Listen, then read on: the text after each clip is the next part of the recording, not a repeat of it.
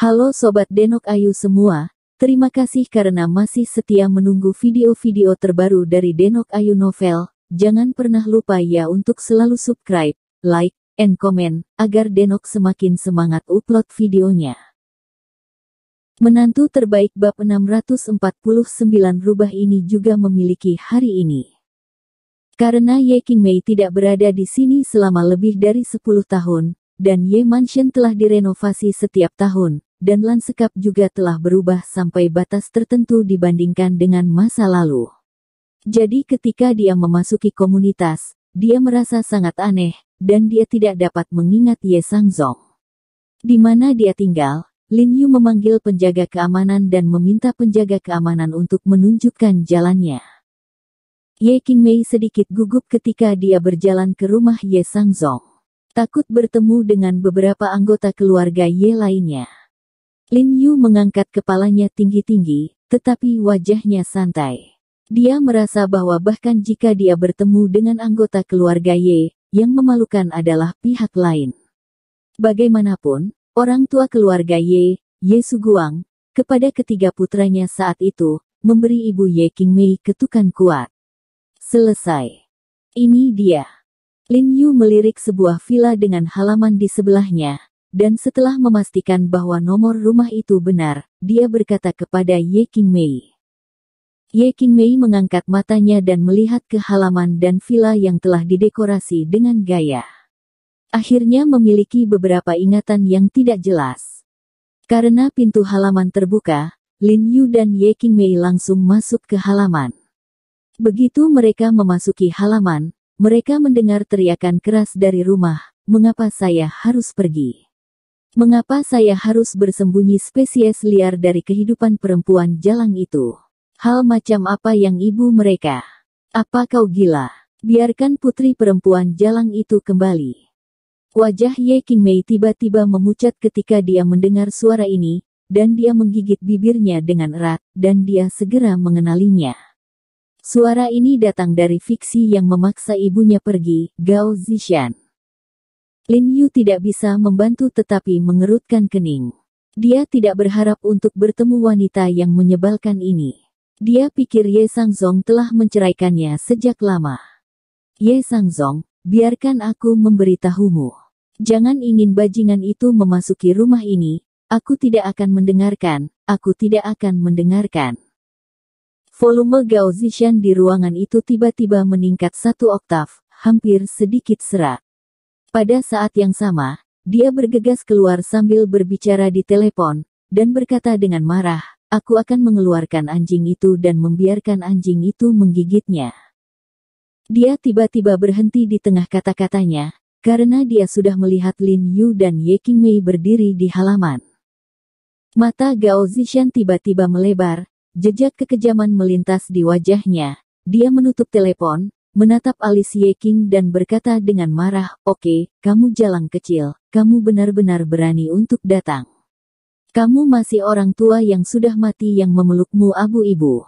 Jangan meratapi pintu. Cepat keluar dari wanita tua itu." Setelah melihat guci di tangan Ye Qingmei, dia menjadi gila, dan tikus umumnya berteriak dengan kepala terangkat tinggi. Lin Yu mendengar dia berteriak, "Pelacur," dan menjadi marah dari hatinya. Baru saja hendak memarahinya, Ye Qingmei, yang berada di samping, berbicara di hadapannya dan berkata dengan dingin kepada Gao Zishan, "Nama pelacur memberimu ini rubah betina sangat cocok. Kamu juga harus menjadi orang yang keluar. Ini adalah keluarga Ye, rumah ibuku dan aku." Petik 2. Lin Yu sedikit terkejut ketika dia mendengar kata-kata Ye Qingmei. Dia jelas tidak berharap Ye Qingmei mengatakan kata-kata keras seperti itu. Dia melirik Ye Qingmei, dan kemudian senyum kekaguman muncul di wajahnya. "Dasar jalang kecil, berani memarahiku." Gao Zishan gemetar karena marah, wajahnya berubah ungu. Dia bergegas menuju Ye Qingmei dengan putus asa, dan meraih wajah Ye Qingmei dengan gigi dan cakarnya. Dia selalu ingat rasa malu yang dia berikan pada Ye Qingmei dan ibu Ye Qingmei. Penghinaan terakhir kali dia bersujud kepada Ye Qingmei dan ibu Ye Qingmei. Setiap kali dia memikirkannya, dia menjadi gila.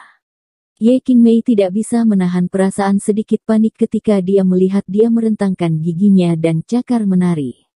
Bagaimanapun, dia telah tumbuh begitu besar dan dia tidak pernah berkelahi, tetapi dia mengertakkan gigi dan bersiap untuk meletakkan abu ibunya di tanah untuk membantu ibunya melawan wanita ini. Lin Yu sudah mengambil 2 daun dari semak holi di sebelahnya saat ini, bola kecil, di sekitar ujung jarinya, dan membanting kaki Gao Zishan. Aduh! Gao Zishan, yang baru saja bergegas ke Ye Qingmei, tiba-tiba merasa seolah-olah dia telah dipukul oleh sesuatu di lututnya, kakinya mati rasa, dan dia segera kehilangan kesadaran dan berlutut di tanah dengan embusan. Dia tidak bisa membantu tetapi merebut tubuhnya ke depan. Dia buru-buru mendukungnya dengan kedua tangan untuk menghindari jatuh seekor anjing dan makan kotoran. Namun, cara dia berlutut dan menundukkan kepalanya seperti bersujud pada ibu Ye Qingmei dan Ye Qingmei. Ye Qingmei terkejut ketika dia hendak membungkuk untuk meletakkan guci.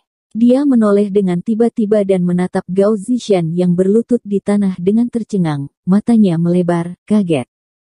Dia sama sekali tidak memperhatikan gerakan tangan Lin Yu.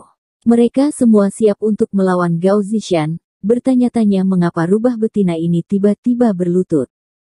Ya, melihat apa yang kamu lakukan, sepertinya ini mengetahui kesalahan. Ya, mengetahui kesalahan bisa diperbaiki, itu bagus. Lin Yu memandang Gao Zishan yang sedang berlutut di tanah dan mengangguk sambil tersenyum.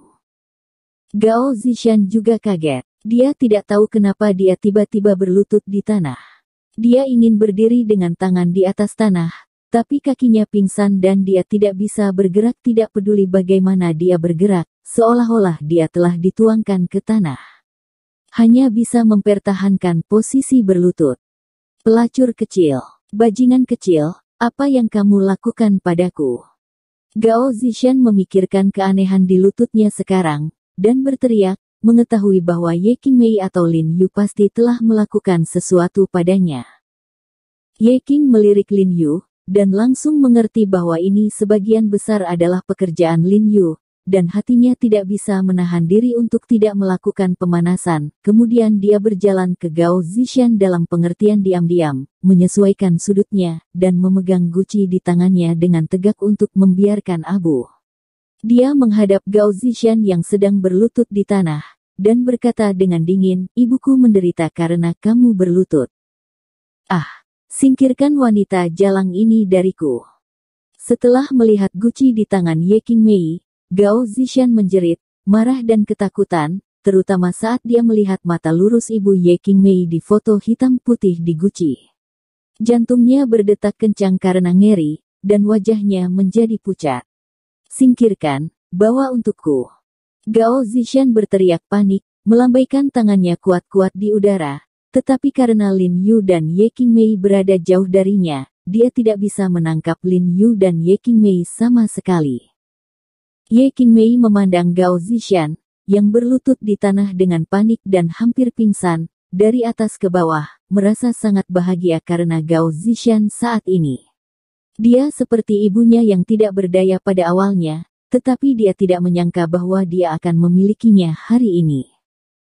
Bu, kamu bisa melihatnya. Rubah betina ini akhirnya memiliki hari yang luar biasa. Ye Qingmei bergumam, tetapi sudah ada 2 baris air mata jernih di matanya yang perlahan mengalir. Ibu. Tiba-tiba sebuah jeritan keluar dari gerbang halaman, dan kemudian seorang pemuda yang sangat tinggi dan tampak mewah di awal 20-an bergegas mendekat, meraih Gao Zishan yang sedang berlutut di tanah, dan bertanya dengan cemas. Bu, apa yang kamu lakukan? Mengapa kamu berlutut di tanah? Kuaner, kamu kembali dengan benar. Kipaskan wanita jalang ini dan bajingan kecil ini dengan keras untukku. Mereka mengipasiku berlutut dan memohon ampun. Setelah Gao Zishan melihat putranya, seolah-olah dia telah menangkap sedotan, dia menunjuk ke arah Lin Yu dan Ye Qingmei dengan suara serak dan meneriaki putranya. Pria tampan ini adalah saudara tiri Ye Qingmei, Ye Ruikuan, putra Ye Sangzong dan Gao Zishan. Padahal, sebelumnya ibu Ye Qingmei diusir dari rumah Ye Ye Sangzong dan Gao Zishan sudah berhubungan, jadi putra mereka tidak jauh lebih muda dari Ye Qingmei. Ye Ruikuan menatap Ye Qingmei dan Lin Yu dengan ganas ketika dia mendengar kata-kata ibunya, dan berusaha keras untuk menjemputnya. Namun, Gao Zishan tidak bisa menggunakan kekuatan apapun di kakinya sekarang, jadi tubuhnya sudah mati, dan tidak peduli seberapa keras Ye Ruikuan mencoba, dia tidak bisa menahannya. Kau tidak perlu membantuku, ayolah, kipaskan aku si jalang dan bajingan kecil ini. Gao Zishan berkata dengan marah, putranya tinggi dan kuat, menurutnya, pertarungan putranya melawan Lin Yu yang kurus seperti bermain.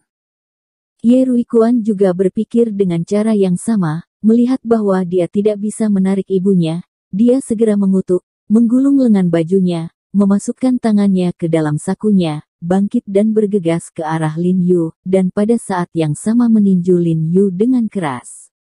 Wajah Yu terpukul. Tapi tidak seperti tinju biasa, kepalan tangan Ye Ruikuan sebenarnya memakai tinju logam perak tajam. Jiarong, hati-hati. Kulit Ye Qingmei berubah tiba-tiba setelah melihat tinju di tangan Ye Ruikuan, otaknya menjadi kosong, dan tubuhnya tiba-tiba memblokir Lin Yu seperti refleks yang terkondisi. Lin Yu, yang awalnya tenang dan tidak menaruh kepalan tangan Ye Ruikuan di matanya, jelas tidak menyangka bahwa Ye Qingmei akan tiba-tiba berdiri di depannya. Kulitnya tiba-tiba berubah. Ketika dia siap untuk menendang, dia juga tiba-tiba mundur, hampir satu terhuyung-huyung ke tanah.